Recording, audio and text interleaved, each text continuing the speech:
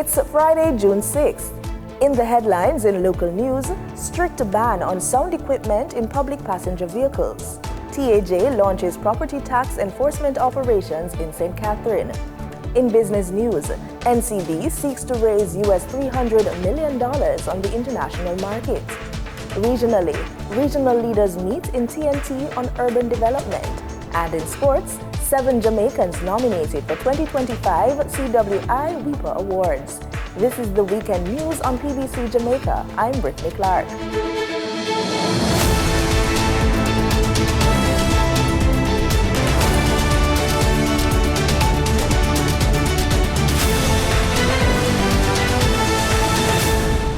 The Transport Authority is warning public passenger vehicle operators to turn down the volume and, in some cases, turn it off completely.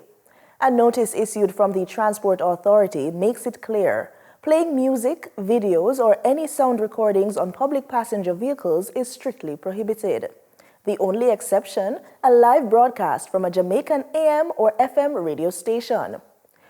Operators are also barred from installing equipment that can play digital recordings, CDs, or receive unauthorized signals. Even radios in these vehicles must be basic, no enhancements, no stored content, just live broadcasts. The rule, however, does not apply to vehicles licensed for contract carriage services. The authority says anyone caught in breach will be prosecuted. Commuters are being encouraged to report violations by calling 876-618-0859 or by sending WhatsApp messages, including photos or videos, to 876-551-8196 or 876-279-8515. The public can also use the Drive Safe Jamaica app to file complaints or upload evidence. The Transport Authority is urging everyone to play their part in creating a safer and more dignified public transportation system. The Tax Administration Jamaica TAJ, in partnership with the Portmore and Spanish Town Municipal Corporations, will conduct special property tax enforcement operations targeting delinquent property owners in select communities this June. According to a press release issued on Thursday afternoon, the operation will cover Caribbean Estate and Phoenix Park Phase 1 in Portmore from June 6 to 8, followed by Angels Estate, Angels Grove, Frenchman's Heights, and Green Acres in Spanish Town from June 27 to 29. This initiative aims to boost compliance and recover outstanding property tax payments. Enforcement teams will visit property owners with arrears to serve final notices, urging them to settle overdue taxes or face further enforcement actions. Additionally, compliant property owners will be recognized with congratulatory letters and tokens of appreciation for their consistent tax payments. Data from a similar operation in Cornwall Courts, Montego Bay, showed a significant rise in compliance rates, climbing to 71% as of March 31, 2025, from previous levels below 22%. Taxpayers are reminded that property tax payments can be made conveniently through multiple channels, including TAJ's website, www.jamaicatax.gov.jm, TAJ mobile app, NCB online banking, Scotia online and mobile app, and via mobile tax collection units on site. Residents in the targeted communities are urged to pay outstanding taxes or make payment arrangements before September 30, 2025. After this date, TAJ says it will pursue enforcement measures against defaulters, including salary and bank account garnishments, vehicle seizures, and property liens. TAJ calls on all delinquent property owners to clear their arrears promptly to avoid these enforcement actions. June 5 marked World Environment Day, and this year's theme, Turning the Tide, Combating Plastic Pollution for Ocean Resilience, put the spotlight on the fight against plastic waste. Here in Jamaica, the National Environment and Planning Agency, NEPA, brought stakeholders together for a major symposium focused on climate resilience and sustainable solutions. CEO of NEPA, Leonard Francis, in his opening remarks says in order to reverse environmental degradation, Jamaica can't afford to wait any longer. It's time to move from plans to action. However, these cannot be accomplished by mere talk. There's no magic wand that can instantly bring about the changes we want. We have to resolve to lift policy from paper and to breathe life into our visions and aspirations through a deliberate plan of action. Ladies and gentlemen, this is what this symposium is all about. Mr. Francis adds that the symposium wasn't just about conversation, it was about identifying real solutions. Today's symposium provides us with a vital space to take stock, to confront the challenges, explore new opportunities for innovation and partnership, and chart sustainable pathways forward. Looking ahead, NEPA says it remains committed to local partnerships that support the country's sustainable development goals. NEPA is committed to forging and solidifying partnerships that support sustainable development goals and strengthen environmental governance. By doing so, we can, 1, enhance environmental education awareness, especially amongst our youth. And we're also trying to target the churches and the various clubs and societies and groupings because we do realize that they are very important. While TikTok can offer opportunities for connection, creativity, and entertainment, some people believe that excessive use can also lead to mental health concerns. Let's join Brittany Walker as she took the debate to the streets.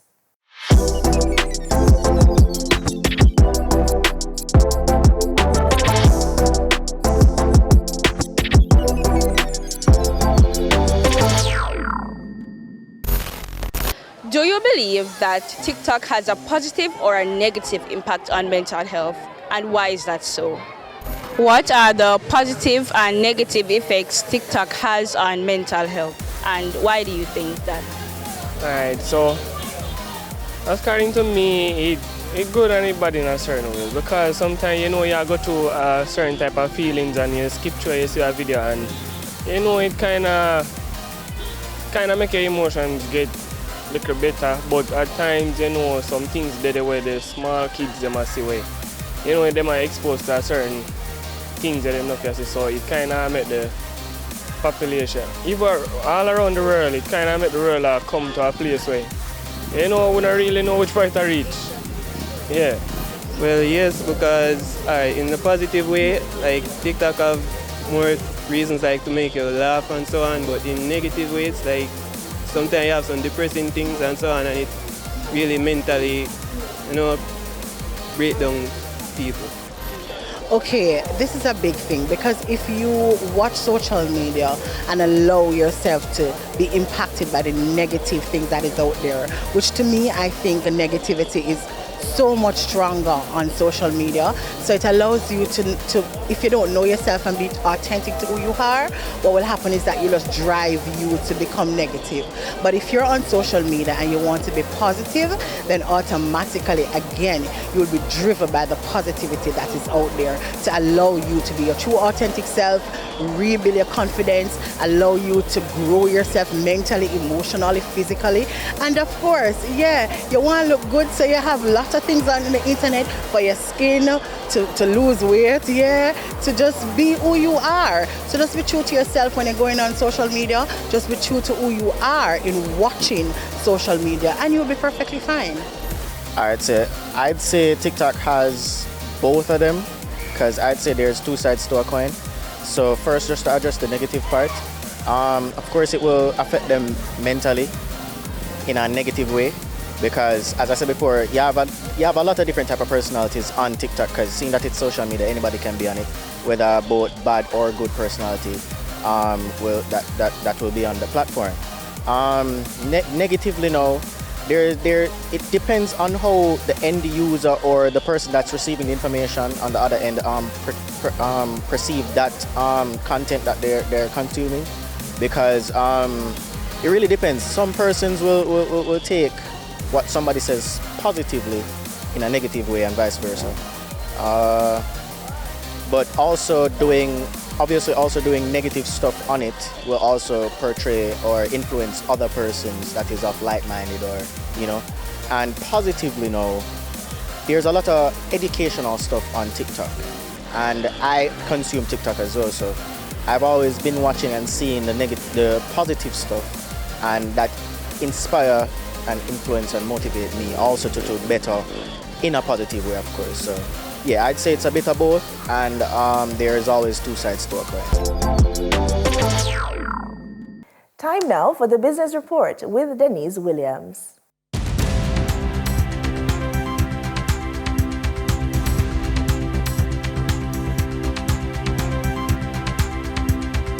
Welcome to today's Business Report.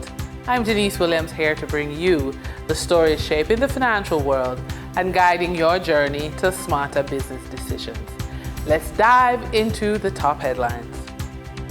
The National Commercial Bank Financial Group will turn to the international market to raise US $300 million using debt instruments. NCB Financial expects to finalize pricing for the notes by next Wednesday, with the transaction closing shortly after. The notes are set to be rated by both Standard & Poor's rating services and Fitch Ratings. But investors are reminded that a securities rating is not a recommendation to buy, sell, or hold, and ratings may change at any time. The Mexican-based owner of Jamaican tourist attraction Dolphin Cove has filed for bankruptcy. World of Dolphin owns 80% of Dolphin Cove and has filed for Chapter 11 bankruptcy in the United States. This filing followed an insolvency declaration made recently by its intermediary parent company, Dolphin Discovery in Mexico. The bankruptcy filings coincide with a 40% fall in Dolphin Cove's profits to US $1.8 million this year from US $3 million last year, while shareholders' equity dipped to US $31 million from US $32 million. Social Security Minister Pernell Charles Jr. says increased contributions and sound investment decisions have made it possible for the ministry to increase the payouts, detentioners, and other beneficiaries of the National Insurance Scheme. The net asset value of the National Insurance Scheme, NIS, jumped by 17% to 227 billion Jamaican dollars during the 2024-2025 fiscal year. This is compared with $194 billion during the previous fiscal year. NIS contributions also rose by 9% to 52.2 billion Jamaican dollars during the last fiscal year. For the trading period ending June 5, 2025, these were the most actively traded stocks. Toll road manager Trans-Jamaican Highway Limited with 76,844,900 units traded, representing 81.39% of market sales volume. Alternative energy provider Wigton Energy Limited with 4,674,304 units traded, representing 4.95% of market sales volume. Agriculture conglomerate Jamaica Producers Group Limited with 2,906,124 units traded, representing 3.08% of market sales volume. We now shift our focus to the Forex market rate set by the Bank of Jamaica. On June 5, 2025, the Bank of Jamaica reported the US $46.91 million purchased and US $48.86 million sold by Forex traders. Forex traders earned $1.78 per dollar, selling the US at $160.46 and buying the US at $158.68.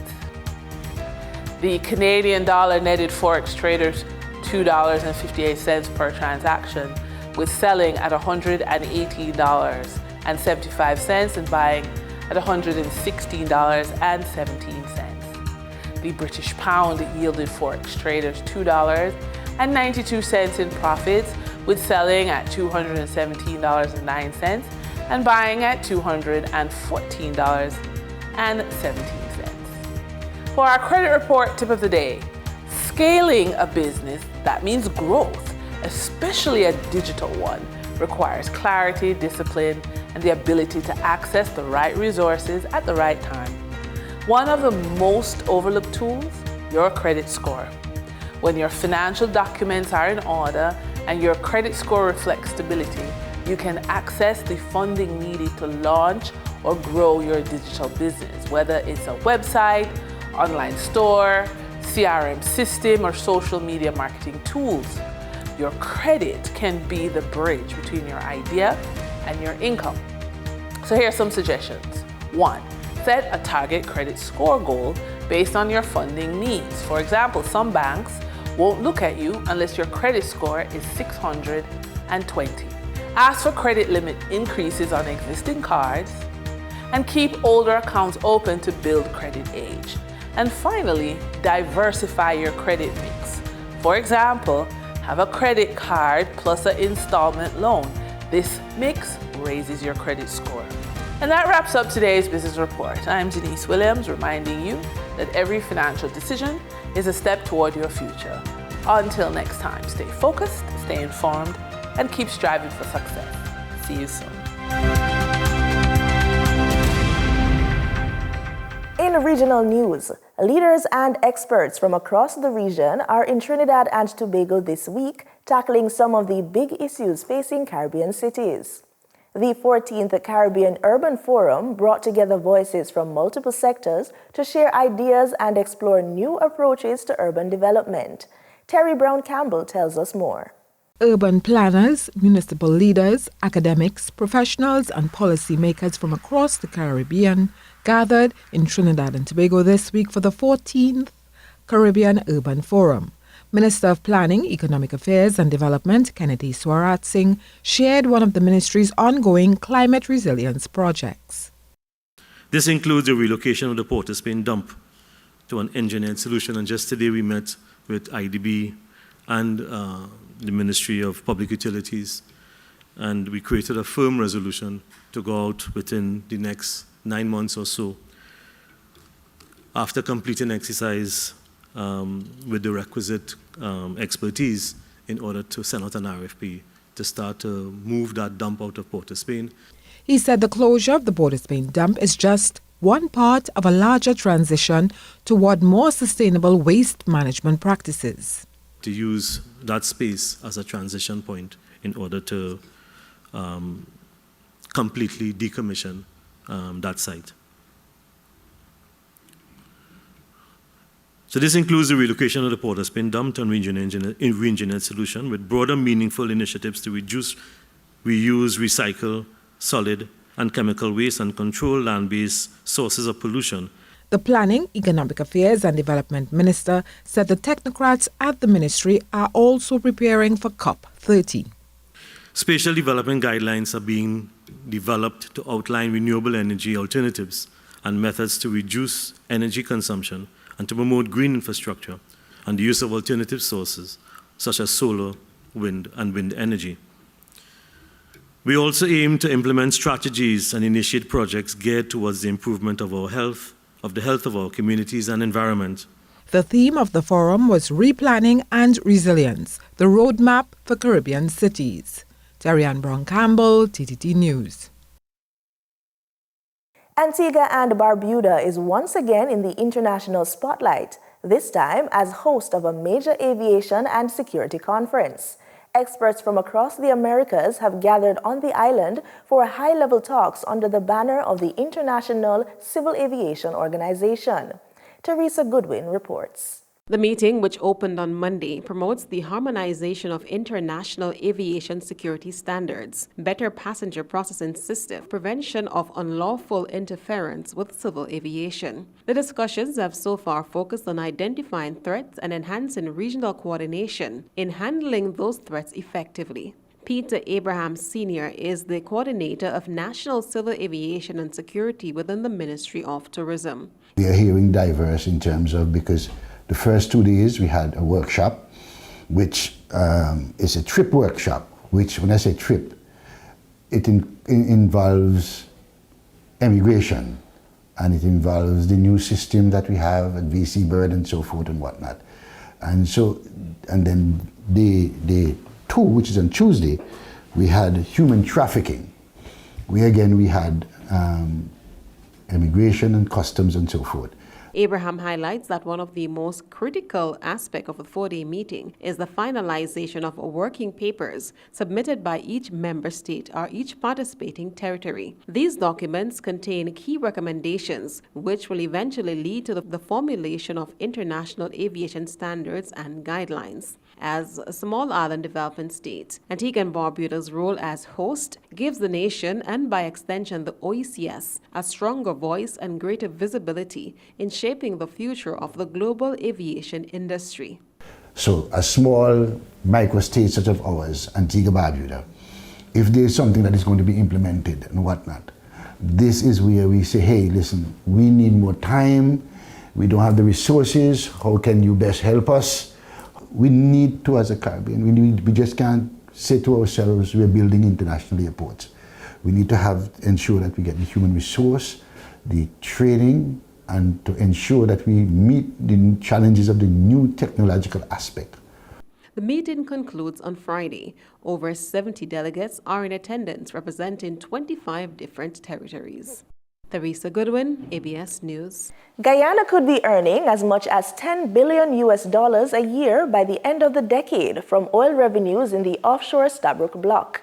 That's according to ExxonMobil Guyana Vice President John Colling, who says the country's share is expected to grow as the company and its partners recover more of their initial investment. A significant component of those revenues which have been achieved have gone to pay back recovery oil. So it's really that residual profit oil that's split 50-50 with the government. And as we move forward into the future, once all of those development costs have been recovered, a larger component of the revenues will be available for profit oil for splitting between ExxonMobil Guyana Limited and its partners and the government of Guyana. In addition, the revenues, the overall size of the revenues will increase as more production comes online. As I mentioned previously, the government of Guyana received $2.6 US in 2024. That's up from $1.6 billion US in 2023. And by the end of the decade, particularly once costs have been recovered, we expect the government of Guyana to receive $10 billion US a year. We turn back to Antigua and Barbuda. Inmates at His Majesty's Prison who have been helping build homes for the less fortunate are set to receive pardons. Cabinet announced this decision Wednesday, also confirming that these inmates will be offered permanent jobs through the government's social housing program. The move follows calls from the Social and Urban Transformation Minister to commute their sentences. Myrtle Bruno Hodge reports. Several inmates at His Majesty's Prison will soon be given a second chance. That's because Prime Minister Honorable Gaston Brown will advise the Governor General to exercise his constitutional authority under Section 84(1) of the Constitution of Antigua and Barbuda to pardon inmates who are actively engaged in the Home Advancement Program for the Indigent or HAPPY initiative. The Cabinet emphasized that the criminal records of these individuals will be expunged, allowing them a fresh start and the opportunity to continue contributing positively to society. This action aligns with the government's and the Antigua and Barbuda Labour Party's commitment to rehabilitation and reintegration. Director General of Communications in the Office of the Prime Minister, Maurice Merchant, explains which inmates are eligible for this parole. Individuals who are close to the completion of serving their time are the ones who are utilized in projects such as the HAPPY project, individuals who would not have committed serious crime, for want of a better word, and the individuals who have shown some form of rehabilitation. These are the individuals who are being considered. Upon receiving their paroles, they will be immediately offered full-time employment under the Happy Initiative. So not only are they being pardoned for their convictions, they will immediately receive jobs for them to continue building and reconstruction of homes for the less fortunate. Cabinet has also approved the allocation of $500,000 to the Happy Initiative for continued work on homes for the most vulnerable in society. Myrtle Bruno Hodge, ABS News. In sports, we lead off with cricket. 7 Jamaicans are in the spotlight ahead of the 8th annual CWI Awards Gala set for June 22 in Barbados. Among the nominees are former West Indies white ball captain Rovman Powell and former women's team captain Stephanie Taylor. Powell and Brandon King are both up for the prestigious T20 Player of the Year award, facing tough competitors from players like Akil Hussain and Nicholas Puran. On the women's side, Taylor and Chanel Henry are nominated for the Women's One-Day International Player of the Year. Henry also has a shot at the Women's T20 Player of the Year. Other Jamaican nominees include Marquinhos Mindley for Super 50 Cup Player of the Year, Shadeen Nation for Women's Super 50 Cup Player of the Year, and Rashada Williams for Women's T20 Blaze Player of the Year. This year's gala also marks the 50th anniversary of the West Indies' iconic 1975 ICC Cricket World Cup win under Sir Clive Lloyd's leadership, a milestone celebrated alongside this year's awards. Still on the pitch with cricket, West Indies' newly appointed T20 captain is urging fans to look forward with optimism as the regional side shifts focus to the shortest format following a tough ODI series loss to England. TTT's Nasira Mohammed has the story. In an interview ahead of the 3-match T20 International Series against England, which starts on June 6th, Hope emphasized that the team has learned from the recent 50-over challenges, but is ready to move on. It's a different squad now. We have to put that ODI series behind us, take the learnings from it for sure. And then look ahead. We've got a new captain, some experienced players coming back into the T20 side. So there's a lot to look forward to. Yes, take the learnings from the ODI series, but focus now is on the T20. One major absence from the T20 lineup is Nicholas Puran. While his absence is acknowledged as a blow, the captain made it clear the team must concentrate on those available. We just got to focus on here and now, not necessarily too much on Puran not being here. We get how big of a miss he can be because he's a very big, impactful player for any team he plays for.